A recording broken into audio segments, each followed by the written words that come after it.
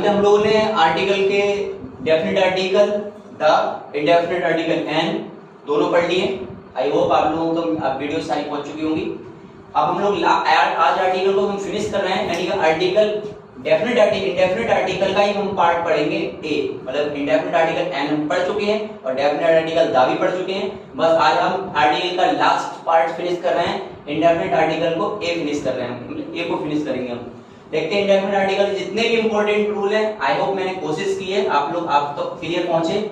और आप लोगों की पहली वीडियो में कंप्लेंट की आई थी बार बार कि सर क्लियर नहीं आ रहा है, इस बार मैंने काफी कोशिश की है क्लियर करने के लिए। ठीक है, स्टार्ट करते हैं हम। इंडेफिनेट आर्टिकल ये तो पता है, इंडेफिनेट आर्टिकल, हाँ आर्टिकल एक बार मैं और रिपीट करता हूँ। आर्टिकल दो टाइप के होते हैं, एक डेफिनेट दूसरा इंडेफिनेट। डेफिनेट आर्टिकल में आता है आपका द और इंडेफिनेट आर्टिकल में आता है ए और एन। हम लोग डेफिनेट आर्टिकल भी फिनिश कर चुके हैं और इंडेफिनेट आर्टिकल का एन वाला पोर्शन भी फिनिश कर चुके हैं। अब हम लास्ट पोर्शन निपटा रहे हैं आज, तो ए को।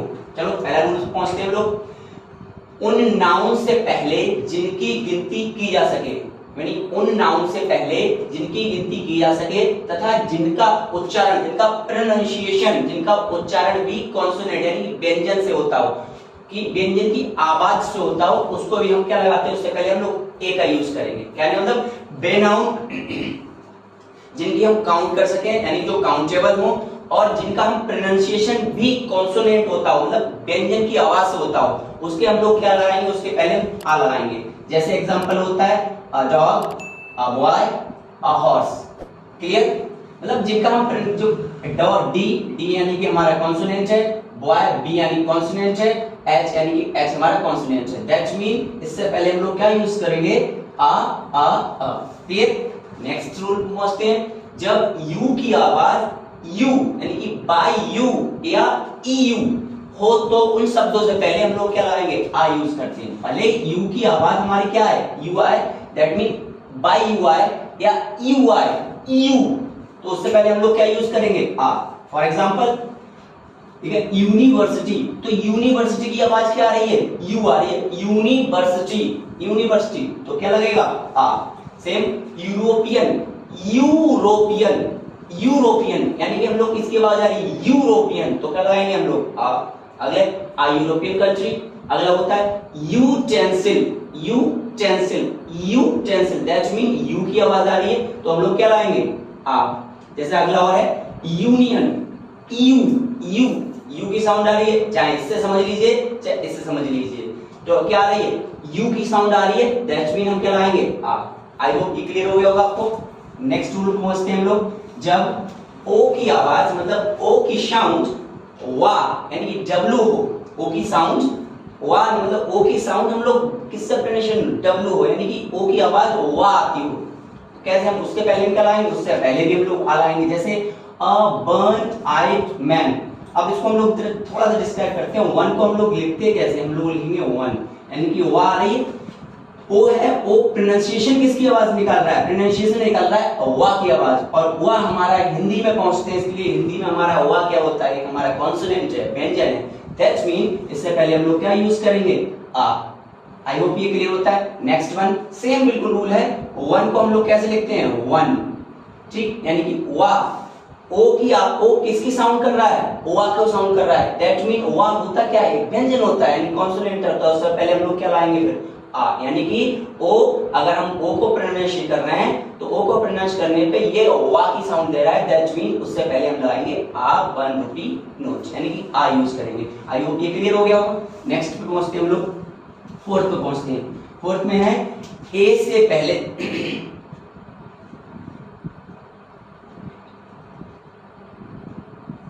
ए से द सेम का भी भाव प्रकट होता है, यानी क्या बोलेंगे, ए से द सेम का भी भाव प्रकट होता है। कैसे हम करें, ए जहां भी आ आएगा, आ किसको किसकी आवाज निकालेगा, द सेम, मतलब आ का मीनिंग द सेम होगा। कैसे देखते हैं, लिखा birds of a feather flock together. Words of feather ये वैसे इडियम में एक मुहावरा है, यानी कि इस मुहावरे को अगर हिंदी में हम लोग देखेंगे बहुत बहुत अच्छा और बहुत डेली यूज वाला मुहावरा है। ये अपना एग्जाम कैसा है, a birds of a feather flock together. पहले इसका हिंदी मीनिंग समझते हैं। इसका हिंदी मीनिंग चोर चोर मौसेरे भाई, ठीक है, चोर चोर मौसेरे भाई डेली लाइफ में यूज करते हैं। लेकिन और चोर चोर मौसेरे भाई को अगर देखेंगे इंग्लिश में तो क्या होता है, birds of a feather flock together. तो यहाँ पे आ यूज करते हैं हम लोग, आ यूज हुआ है। आ का मीनिंग क्या है? The same. कहने मतलब क्या देंगे, ध्यान से समझेंगे इसे। बर्ड्स ऑफ अ फेदर, चिड़िया of a feather flock together. इसका मतलब होता है जो आ है, आ का मतलब है यहाँ पे द सेम। द सेम का मतलब होता है जो किसी चिड़िया होती है, चिड़िया के जो पंख होते हैं वो कहीं ना कहीं मैच करते हैं। चिड़िया के पंख अगर कहीं से मिलेंगे वो एक दूसरे से कहीं ना कहीं मैच करेंगे। दैट मीन क्या होता है? द सेम, एक दूसरे से मैच करते हैं, यानी कि सेम होते हैं। आ का मतलब है यहाँ पे द सेम, एक दूसरे से मैच करते हैं। तो मैच करने का मतलब होता है द सेम। अगला देखते हैं हम लोग, जब प्रॉपर नाउन का प्रयोग कॉमन नाउन की तरह हो तो।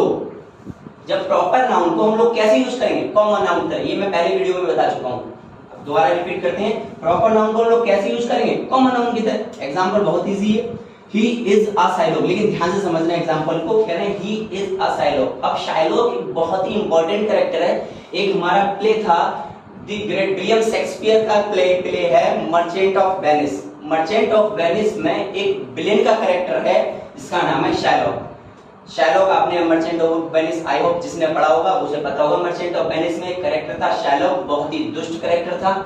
वो एक जीव था, यहूदी था, वो क्रिश्चियनों से बहुत जलता था। और विशेष स्पेशली वो मर्चेंट ऑफ वेनिस में किस कैरेक्टर जलता था? एंटोनियो से बहुत जलता था। एंटोनियो को पीछे पड़ रहता था और एंटोनियो के लिए एक टाइप का कसम खा के बैठा था कि एंटोनियो को नीचे दिखाएगा और एंटोनियो को जब भी मौका मिलेगा तब एंटोनियो को परास्त करेगा वो। मतलब चाहे साम दाम दंड भेद कैसे भी परास्त करेगा, वही शाइलॉक है। तो इसका मतलब किसी व्यक्ति को हमने एग्जांपल में शाइलॉक मान लिया, मतलब शाइलॉक का मतलब शाइलॉक बहुत दुष्ट व्यक्ति था, तो हमने कोई दुष्ट व्यक्ति है उसको हमने शाइलॉक मान लिया, हम बोल दिया ही इज अ शाइलॉक। जैसे कि जो एग्जांपल दे दिया वो शाइलॉक है, he is a Shylock, that mean वो शाइलॉक है। क्या मतलब है?